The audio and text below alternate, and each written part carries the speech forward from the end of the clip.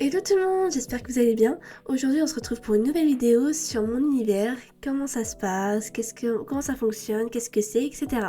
Avant de commencer la vidéo, de parler du sujet d'aujourd'hui, je voudrais juste préciser que j'ai la voix cassée. J'étais malade ce week-end et hier du coup qui était lundi parce que du coup je tourne la vidéo pour aujourd'hui. J'ai pas pu faire la vidéo hier, j'avais des travaux du coup. À part si vous voulez entendre des bruitages en mode tan tan tan tan, des gens qui cognent dans les murs, etc. Je pense pas que ce soit le top. Donc j'étais malade cette semaine, donc c'était assez compliqué. Donc voilà. Au moins ça c'est dit. Si ma voix elle part totalement en vrille, c'est totalement normal. Enfin bon, le sujet de la vidéo d'aujourd'hui c'est le background d'LD, c'est-à-dire son passé. Alors, faut savoir aussi au début de cette vidéo, excusez-moi, je fais beaucoup d'apartés, c'est qu'au tout début, l'histoire de LD était une fanfiction MHA, mais je l'ai modifiée pour que ce soit pas trop plagiat. J'ai juste pris des informations avec lesquelles je me suis inspirée. Voilà, ça c'est fait, il n'y a pas de UA, il n'y a pas d'All Might, il n'y a rien. Il y a juste l'histoire de LD. C'est parti. Alors, pour ma mise en situation, faut savoir que ce monde, du coup, je viens de le dire, je me suis inspirée de MHA. Il y a des super-héros, il y a des super-pouvoirs, il y a des super-créatures mythiques. Oui, des super-créatures mythiques. Oui, oui, oui. Ah, vous vous dites, ah ça y est, on nous a perdus. Ça y est, stop, LD, c'est bon, je sais plus. Tu m'as perdu. Vous allez comprendre. Faut savoir que dans ce monde-là, ça peut exister pour certaines personnes d'être plus des créatures mythiques que des humains. Et les personnes qui sont du coup les plus puissantes de ce monde sont deux mi-créatures mythiques, on va dire. Mais c'est pas vraiment moitié-moitié, c'est pas du 50-50, c'est plus du 70-30. 70% de créatures mythiques et 30% d'humanité, voilà. Et du coup, les deux personnes les plus puissantes étaient des personnes comme ça. C'était du coup Phoenix Z et Sirena. Ce sont leurs noms de super-héros. Et ce sont les parents de LD, de notre petite Alia. Petit aparté, encore une fois, LD, ce n'est qu'un pseudonyme de mon personnage s'appelle Alia. Donc voilà. Alors faut savoir du coup que les deux parents, enfin les parents forcément, Alia, j'allais dire LD, d'Alia, se sont mariés.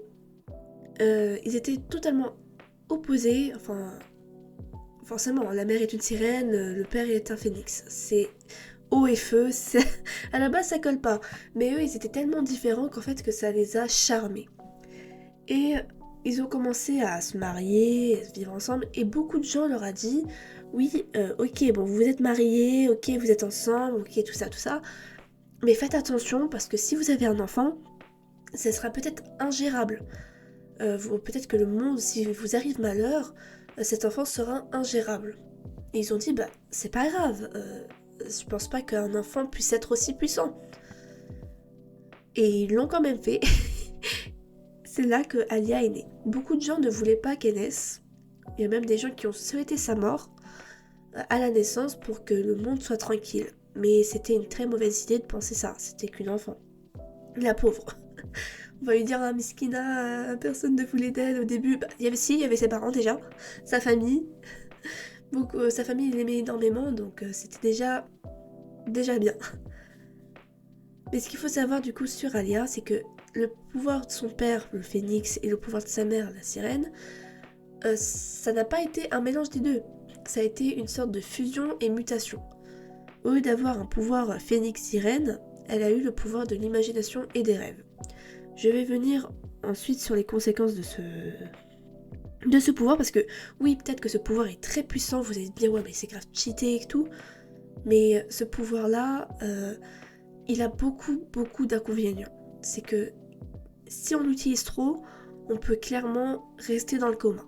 C'est vraiment c'est pas comme Oshako, genre elle l'utilise trop, elle va vomir. Non, non, là ça va, elle est encore vivante.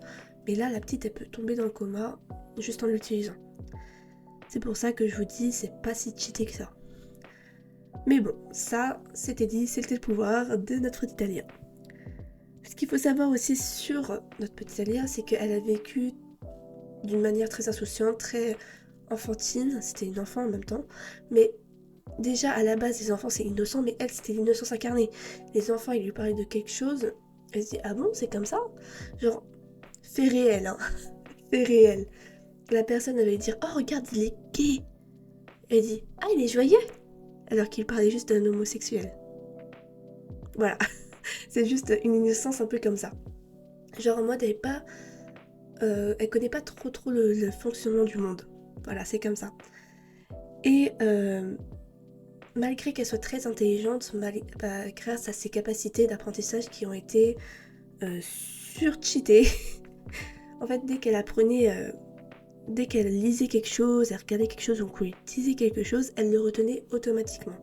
Et ça existe vraiment les enfants. Ça existe vraiment mes petits bloops. Genre, les gens, ils peuvent se souvenir de n'importe quoi à l'heure exacte. Et ça existe vraiment, c'est pour ça que je me suis inspirée de cette capacité pour ma petite Alia. Parce que quand même, la vie ne lui fait pas de cadeaux, vous allez comprendre pourquoi. Du coup, Alia a vécu normalement les premières années de sa vie avant de rentrer en maternelle. En maternelle, ça c'est pas écrit encore dans le lore, parce que du coup j'essaie de vous spoiler le moins possible. C'est pas écrit vraiment dans le lore, mais on peut le comprendre, c'est qu'elle n'avait pas d'amis. Et les seuls amis qu'elle avait, c'était soit des amis imaginaires, entre guillemets, soit des amis animaux. Genre, elle va parler avec un oiseau, un chat. Étant donné que, déjà, à la base, ses parents sont un peu des créatures mythiques, mi-humains, mi-chat, enfin, mi-humains, mi-animaux. Donc, forcément, la capacité de parler aux animaux, c'est tout à fait normal chez elle. Mais tout va basculer le jour où elle va rentrer de l'école, enfin de la maternelle. Elle avait alors que 5 ans. Et elle va avoir un très très gros accident, un accident très tragique qui va lui causer vraiment sa perte. Et le problème c'est que du coup ses parents, en voyant ça, etc., ils ont décidé de changer de monde.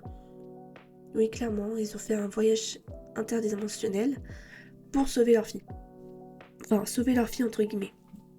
C'était surtout pour la protéger, parce que ce monde-là, même si c'était un monde qui lui convenait, entre guillemets, elle-même, elle trouvait pas sa place, alors que c'était qu'une enfant. Elle-même, même ses parents, ils se disaient, oui, en fait, elle a pas sa place ici, parce que les gens ont une mentalité de merde. Les super vilains, il y en a à chaque coin de rue, c'est hyper dangereux pour elle, c'est qu'une enfant. Et en soi, comme tous les autres enfants, mais ses parents étaient vraiment très surprotecteurs, justement parce que sa fille, elle est née dans un monde où déjà le monde lui-même ne voulait pas qu'elle naisse. Donc ils ont changé de monde et ils sont allés dans un monde beaucoup plus banal. Je vais pas aller par 4 chemins, le monde auquel nous, oui toi derrière ton écran, tu vis. Et vous allez me dire, ouais mais du coup si elle y va, elle va être hyper connue, etc. Non, ses parents lui ont retiré ses souvenirs pour justement pas avoir à expliquer leurs décisions. Ouais, c'est cheater les parents. Et on scellé son pouvoir. Enfin, scellé entre guillemets. En fait, ils l'ont endormi. Pour être sûr que du coup, il n'y aurait pas de gaffe. Mais du coup, ça. Déjà que le pouvoir d'Alia avait beaucoup de conséquences, en lui endormant son pouvoir, ça lui a donné encore plus de conséquences. À la base, elle aurait pu cartonner à l'école. Là, c'était plus du tout le cas. Parce qu'elle avait perdu cette capacité. Excusez-moi, ma voix part en vrille. Oui, du coup, la capacité d'apprentissage d'Alia a été réduite à néant. Parce que du coup, elle se souvenait plus de comment elle arrivait à apprendre. Du coup, elle avait plus cette capacité. Du coup, elle a vécu ces années de primaire. Bof, ça va. Elle avait quand même de bonnes notes parce que du coup, sa mère était derrière elle, elle l'aidait beaucoup. Mais arrivée au collège, déjà, elle avait son petit frère et sa petite sœur Azuna et Aoi qui sont nés, du coup, dans le mauvais monde. Mais c'est tranquille, ils vivent bien, ils sont en bonne santé, tranquillou. Mais arrivée au collège, LD, enfin notre petite Alia, va vivre des événements assez traumatisants. je vais pas raconter ce qui est dit parce que du coup c'est du spoil, voilà. Mais du coup elle va être clairement en dépression et elle va voir ses notes chuter. Par exemple, elle était en primaire en 18 de moyenne, là elle va tomber à 13, puis à 10, puis en dessous de la moyenne. Sa mère ça allait pas, ses parents ça allait pas, l'école ça allait pas, elle avait juste une envie, c'était de décéder. Elle voulait décéder. Oui, vous allez me dire, ouais mais c'est... attends, on est parti sur un truc tout mignon et là maintenant, pouf, pouf, pouf, paf, paf, pouf, ça va plus. Et oui, c'est la vie les enfants. Mais du coup, notre petite Alia, étant donné qu'elle a vécu des choses pendant son collège qui l'ont traumatisée, elle s'est renfermée. Jusqu'à l'âge de 15 ans, où son pouvoir commence à revenir.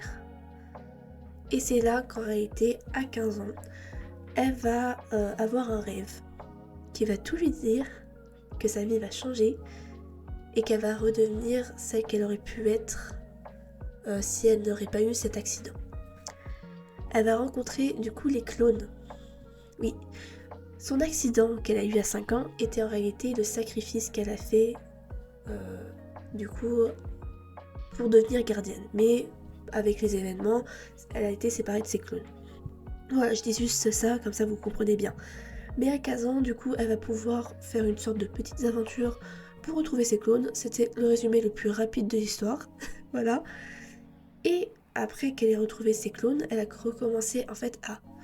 Comme si toutes ces années depuis le collège, elle était en dessous de l'eau en train de se noyer. Là, c'est comme si elle revivait et qu'elle remettait la tête au-dessus de l'eau.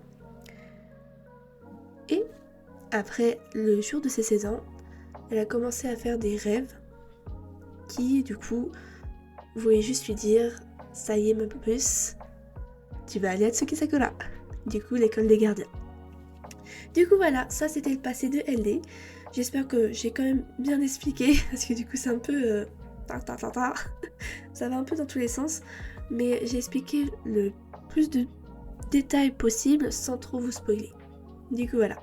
J'espère que cette vidéo vous aura plu, que du coup, vous comprendrez un peu mieux le monde de mon petit personnage et que ça vous a fait une petite histoire avant de dormir par exemple. Donc voilà, j'espère du coup que je pourrai poster cette vidéo à temps, normalement oui, et je vous dis à très très bientôt. Je vous finis bien sûr avec notre petite phrase fétiche, faites de vos rêves une réalité, et à très très bientôt. Bye bye.